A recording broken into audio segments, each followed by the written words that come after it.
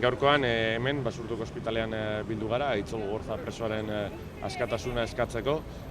Aitzol Gogorza larri gaixotasun psikologiko larri bat pairatzen du, nahasmen obsesio konpultsiboa, eta gaixotasun horrek ez du hobera egin, baizik eta Aitzolek espetxean segitzen duen heinean bere osasun egoerak okerrera egin du, eta horren ondorioz gaurkoan ez barkatu, asteazkenean Basurtuko ospitalean ingresatu zuten.